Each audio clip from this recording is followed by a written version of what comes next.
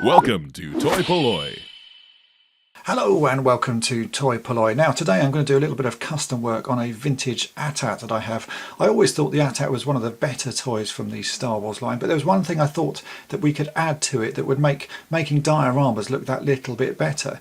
Now the legs of the AT-AT are really quite cool and they do enable you to pose it in a lot of ways, but the way the ankle is constructed means that if you lie the AT-AT on its side like it's fallen over from being destroyed on Hoth, or like you see it in Rey's homestead in the new Force Awakens movies, you can see that the ankles of the AT-AT should be able to bend from side to side, not just forwards and backwards. So I thought I would try and see if it was possible to do that on a vintage toy. Now I went onto eBay and I managed to pick up some broken AT-AT legs. I do have 3 AT-ATs at the moment, but they've all got very nice legs, so I thought I'd buy some broken ones. Now I picked up these legs. They're in reasonable condition really. They were listed as broken, and the only bits that are really broken on them is the sort of little top section here where the ratchet thing is mounted. This one is it's currently not in too bad condition. There was another one which was much more broken, but all the bits of plastic that make up the ratchets, as you can see here, had been shattered so that the leg mechanism no longer works. But as you can see, these are currently in this sort of being fixed. I've used a bit of milliput there to sort of reattach them together and make them really strong, and that should work again once that's dry. So I have these legs and I want to try and make this bottom section, the sort of foot part of it, have an extra pivot across here so that we can rotate the legs from side to side. So if an AT-AT is lying on its side, this leg can tip down, or the foot part can tip down. I think that would look quite nice. So let's go ahead and we'll see what we can do to get this leg having an extra joint on it and see how it works within the toy itself. Now obviously I know a lot of people are going to hate me for doing this because they don't like it when I drill holes or change a vintage toy at all, but as I said, these are broken legs and they were very cheap, and you can pick up broken legs off eBay pretty easily. You can see these actually have paint on them, so they're not amazing condition, but if you don't like watching vintage Star Wars toys being modified, turn off now. But if you do, carry on watching it and you'll see what I can get done with this modification. The first thing to do is actually just take this bottom section apart so we can remove the whole of the sort of foot and ankle, and you'll just need a cross point screwdriver for this, so we can just undo the 2 screws on the back of this leg like so. That's the top one done, and then unscrew the bottom one. We should be able to remove the foot then in one piece, and then we can start modifying it. So there's the second screw removed. Should just be able to take this top section off, and there we have the foot removed. I'm actually just going to screw this back together just so I don't lose the screws, but you don't need to do this as long as you just sort of put them somewhere safe. Now we come on to the first sort of vicious part of this custom that a lot of people won't like. I have a saw here and I need to saw through this part, these 2 little bits either side of the foot, before I can start sort of modifying the plastic, because we really want to use this bit as the new pivot, and we'll put a peg or something through this middle section. So I've just got to chop this off so that we can try and shape this into a sort of neater thing. So here's the saw, and I'm going to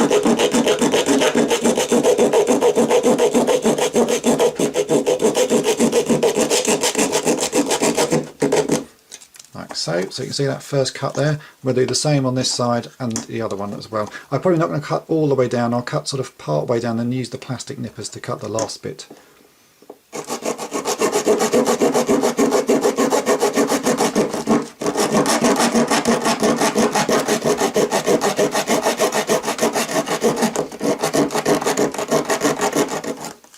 That's one side.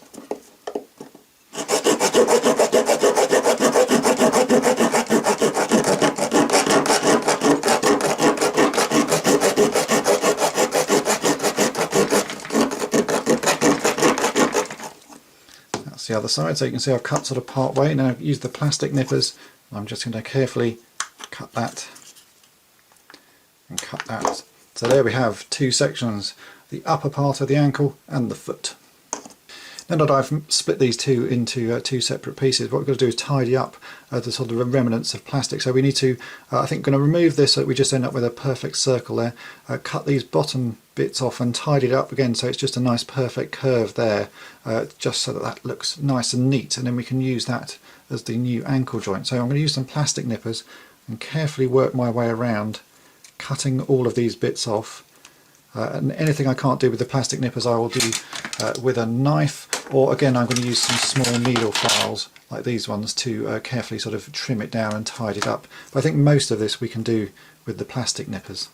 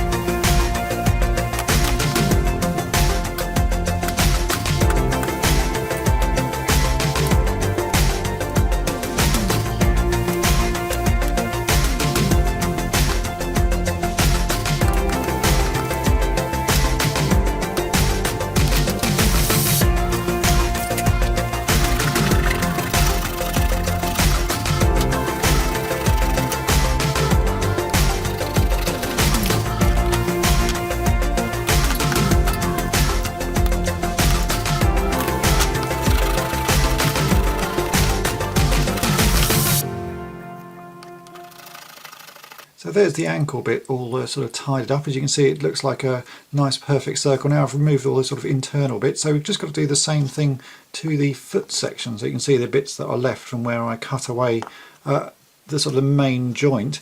And once we've done that, then we can see about sort of replacing that ankle with a new sort of rotatey bit. So let's go ahead and get this tidied up. Again, I'm going to use the same tools.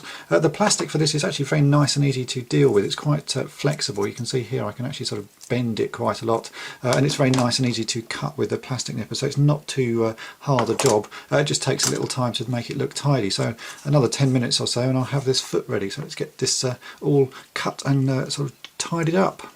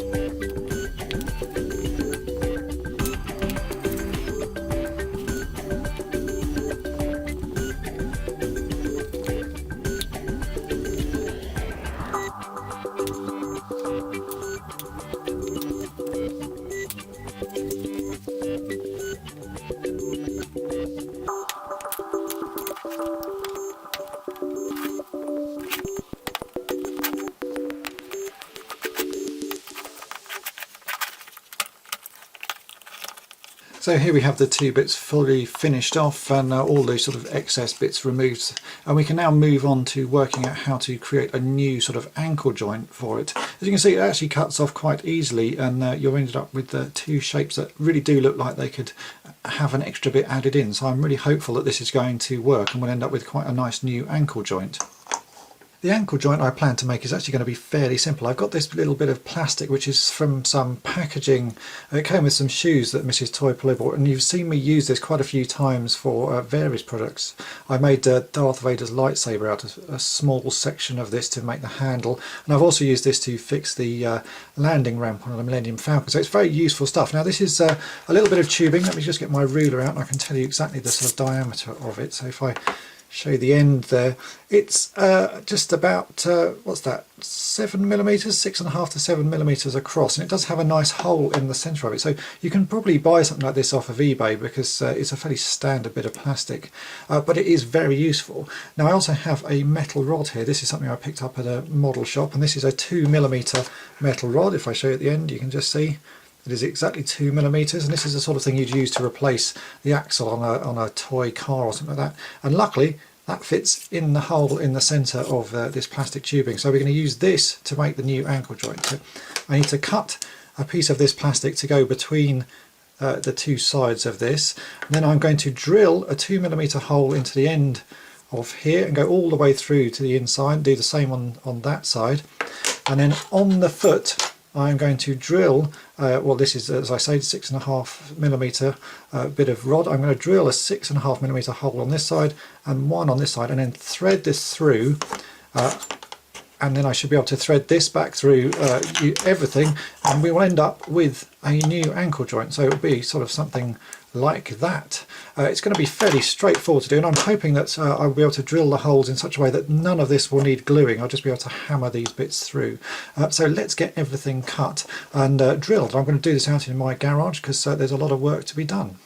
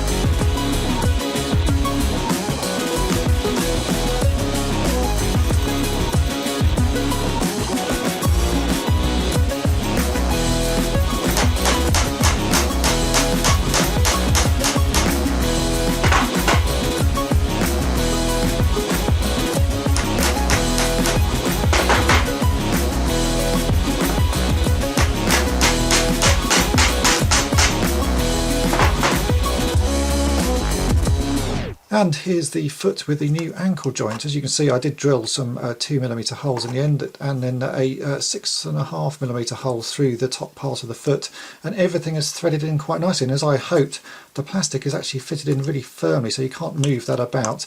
But the ankle now does have a joint that works. So next thing to do is actually put this on the foot, this foot on the leg even, and see if it all fits. So I'm just going to undo the screws on this leg piece, and we can slot this back in, and hopefully everything should still work, but now this foot will have a ankle joint, and we'll be able to pose the ATAT a lot more excitingly than we were able to do before, which is really what I was after on this. There we go. Let's take the foot, this ankle part, like so. We can drop this on. It has to go around this way. thread this back onto the ankle there, and I'll just quickly screw this back together and we'll see if it works. So there we go, there's the foot in place, and as you can see it does now rotate, so I can rotate it down flat to the side, which is what I wanted, but it looks like it should stand up quite well as well. So we can really just put this leg completely back together and then put it onto an ATAT. Now at the start of this video I said these were broken legs, and this leg, again, it was the top part that was broken, so this is the sort of gear section that had shattered into about 3 pieces, which I've glued together, and then I put milliput around it, so it's now really pretty firm. I'm hoping that will work, so I can just slot that back in place and I can screw back on the top sort of mechanism that attaches the leg to the ATAT, and hopefully this leg will work just as good as normal, so which would be a nice thing as well, because I was hoping I wouldn't have to fix too much about these legs. So here we have my ATAT with the modified legs. In fact, I've modified 2 of them. This leg and the rear leg has also been modified, which means now that I can rotate this ATAT onto its side like it's fallen over, been knocked over by Luke in a snow speeder, and you can see that the legs now sit more like they would do in the movie, so that they're sort of hanging down. If I did the other 2 legs as well, those could flip up. So it's actually quite a nice sort of little addition if you're going to make dioramas with your ATAT. So I think it's the sort of thing I'm pretty happy to have done. I know a lot of people don't like sort of modifying old toys in this way, but for me this sort of little addition to a set of broken legs is quite good for doing things like dioramas, and I do like posing my ships and vehicles so that they look like things have happened to them. So there we have it. That's how you can replace the ankle joints on a vintage ATAT. It's actually a fairly straightforward job. I thought it would be a bit more complicated than that, but there's enough space and spare plastic there that you can easily fit a new attachment and make the ankles rotate outwards like this. I guess this is not the sort of thing that everyone's going to want to do, but I've been wanting to do this for a long time, just so that I can pose my ATATs in more sort of battle damaged ways and have them collapsed on the ground, so that next time it snows here in the UK I can reset my garden to make it look like Hoth and have a big battle out there with all of my figures and all of my ATATs. So I hope this video has been of interest to you, and if you'd like to help out toy-polloi, then please check out my Patreon page. Links to that are in the description for this video, and thanks for watching. Thanks for watching toy-polloi. Subscribe for more great videos.